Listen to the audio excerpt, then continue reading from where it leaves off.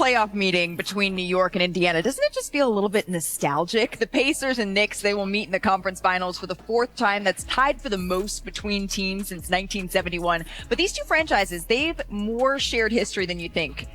I love those like extra little story lines, but someone who knows these teams incredibly well, they've been facing them all year. Detroit Pistons head coach JB Bickerstaff here. JB, I want to see what we can glean from your Detroit Pistons matchups with these New York Knicks in order to kind of look ahead to this series. So let's focus in on game 6, because in that first round series against the Knicks, your defense, it held Jalen Brunson to 43.6% shooting, forced 16 turnovers here. What was the key to trying to contain them? Just to try to be as disruptive as we could. We wanted to put as many different bodies on them as we possibly could. Wanted to change the look up, wanted to put size on him, wanted to put smaller guys on him, and then try to pick him up 94 feet. And you'll see here in this clip, like Asar does a great job here of just trying to stay between him and the basket. Jalen Brunson is so good if you allow him to get his head and shoulders past you at creating space, creating leverage, and then finding a way to use his footwork, to get a pump fake, get you off the ground, and then get foul pressure on you. But I thought our guys did a great job of making them earn everything, right? You want to try your best to keep them off the free throw line and make them take as many tough contested twos as you can.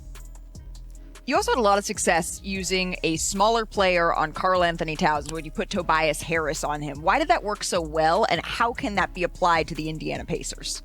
Well, one, we had confidence in Tobias' defense all year long, right? He had done a great job versus bigger guys and post-up players.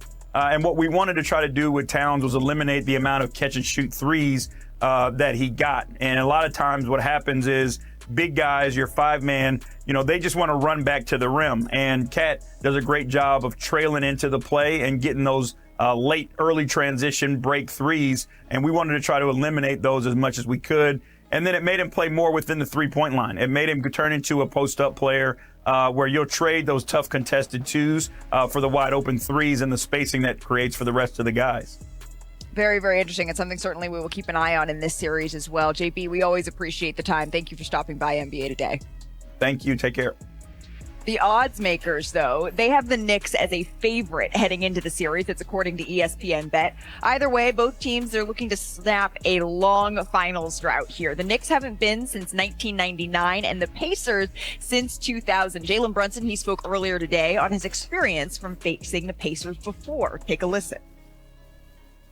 We obviously know what happened last year. It's nothing to really compare. It's just kind of just to learn from and how we get better from it. And yeah, it's different. But we have a lot of guys here who can share experiences and figure out how can we be better. So yeah, it's different. Our set just improved because we swapped out Richard for Minimal work for Richard. And Dre, I know you know this. Perk has some strong feelings about this series. He's been telling it to everyone who listens, and now he gets to share with everybody at home. What are your expectations for the Knicks and Pacers in this one? For the Knicks to dominate, because all I've been hearing all postseason when they played the Pistons, the Knicks better watch out. The Pistons, they gonna knock them off, and then what happened?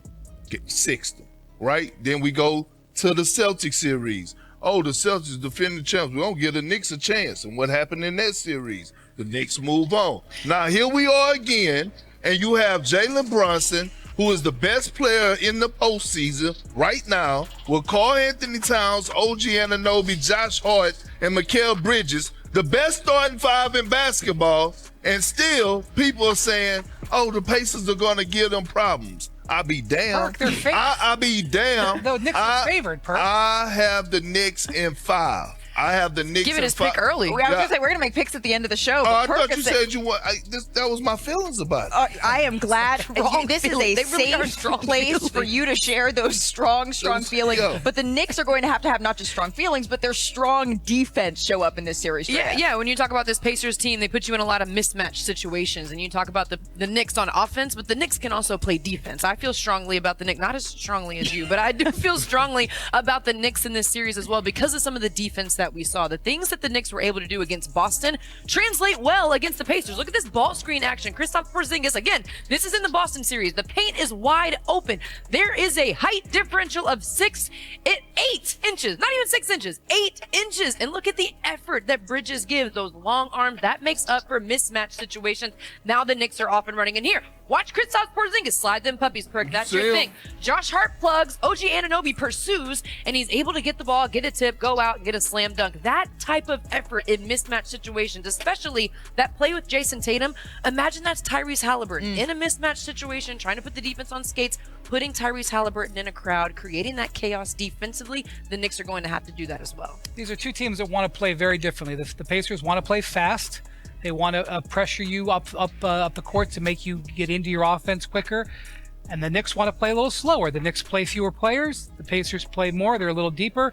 The Knicks are excellent in half-court situations, especially at the end of the game. The Pacers would prefer to move a little quicker, get their shots up a little faster. The team that gets to impose its will more often in the series probably is going to have an edge. And when Indiana presses high, do they give it? Do the Knicks give in to the Pacers' speed? Because that will behoove Indiana, and is certainly something to keep an eye on in this series. We got a jam-packed show. 90s NBA was the best version of the NBA, and we could fight about this all day. But what a series we've got coming between the Knicks and Pacers. Reporter Jamal Collier, Chris Herring join us now. Jamal, I want to start with you. Tyrese Halliburton led the Pacers past the Knicks in the East semis last year, winning Game 7 at the Garden. So what is he saying about playing New York this time around with the chance to get all the way to the final? Yeah, Matt, he's looking forward to a chance to potentially troll Knicks fans again. Last year, after that Game 7, he walked into that post-game press conference with a sweatshirt that had that Reggie Miller image on it, the choking gesture to Spike Lee. And that was after Halliburton spent most of the fourth quarter and really that entire Game 7 jawing at Knicks fans, going back and forth as the Pacers got out in front and put that game away. I was at Pacers practice in Indiana earlier this week, and Halliburton said he's excited about another chapter in this rivalry. It started off last year. There may have been some bad blood with just the history of the franchises. But he said by the end of it, Knicks fans really started to dislike certain players on the Pacers. So he has really sort of egged on Knicks fans any chance he got. You'll remember that WWE run-in that him and Brunson had last summer as well. Halliburton has really enjoyed playing the villain there, and the Pacers have really done that its entire playoff run. He's looking forward to continuing that back at Madison Square Garden starting tonight. That's the indelible moment, right? Reggie Miller, the steal, the three-pointer, the choke sign, Spike Lee. I mean, that's what all of us remember watching this series. And Chris, we know Indiana likes to run. So what is New York's area of focus on the defensive side?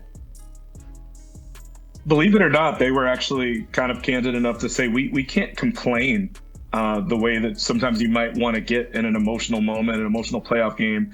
They know that they will be losing an edge defensively. And Mikal Bridges actually was the one to say that, where he said, you complain and look up at the ref for half a second, you're going to be putting them in a position where they take advantage of that. They're just too good and too fast offensively. They get a 5-on-4. They always make the right decision. They always make the right play. They're the fastest team from the Eastern Conference in the playoffs this season. The Knicks have actually done a pretty good job on defensively when they've turned the ball over. They've given up the fewest points in the postseason, 12.5 per game off turnovers. But in some of those games, the problematic ones against Boston and even 1 or 2 against the Pistons, they did kind of shrug their shoulders and get upset with officials. And so that's something that they want to be really cognizant about against the Pacers specifically. I'll tell you, 2 rounds in a row. Knicks Celtics, nostalgia. Knicks Pacers, nostalgia. What a great run for the Eastern Conference throughout this postseason. Chris? What's your favorite team? Comment below, and if you like the video, please leave a like.